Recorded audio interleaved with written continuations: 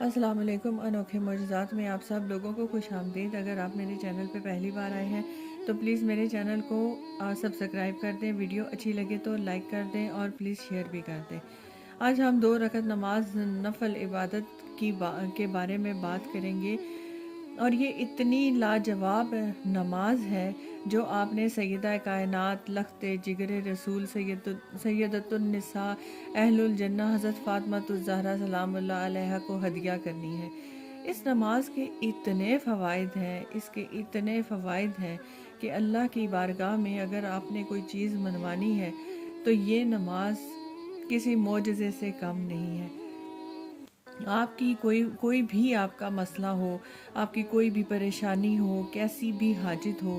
آپ 2 رکعت نماز نفل پڑھو جس کی سورہ فاتحہ کے بعد 21 بار سورہ اخلاص پڑھو، سورہ فاتحہ اور سورہ قل ھو اللہ احد 21 بار پڑھنی ہے۔ اس طرح سے 2 رکعت نماز نفل پڑھو اور اس کا ثواب حضور صلی اللہ علیہ وآلہ وسلم کے وسیلے سے سیدہ فاطمہ سلام اللہ علیہا کی روح کو ہدیہ کر دیں، اور ان سے عرض کریں کہ اپنے والد صاحب کی خدمت میں حضور صلی اللہ علیہ وسلم کی بارگاہ میں میرا یہ مسئلہ، میری یہ تکلیف، میری یہ الجھن، میری یہ پریشانی پیش کریں، آپ کی بارگاہ میں یہ عرض کریں، اور ساتھ یہ عرض کریں کہ اللہ کی بارگاہ میں میرا یہ مسئلہ منوا دے۔ اس کی دلیل یہ ہے،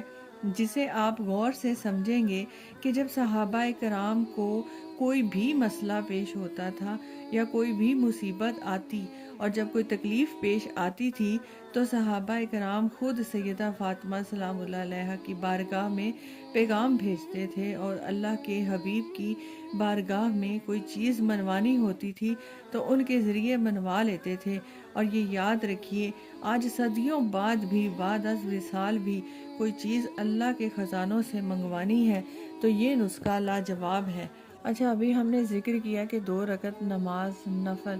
حضرت بی بی فاطمہ الزہرا سلام اللہ علیہا کو کیسے ہدیہ کرنی ہے۔ اس کے ساتھ ساتھ اگر آپ درود ابراہیمی کی بھی منت مان لیں تو کیا فضیلت ہے اس کی بھی، اور کیا برکت ہے کہ یہ تو وہ عبادت ہے جو ایک دم قبول ہوتی ہے۔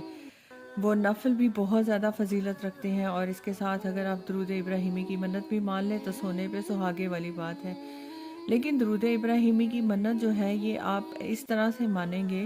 کہ اسے کیسے پڑھنا ہے، اسے 11 دن تک پڑھنا ہے یا 21 دن میں پورا کرنا ہے، یہ ہر کوئی اپنے حساب سے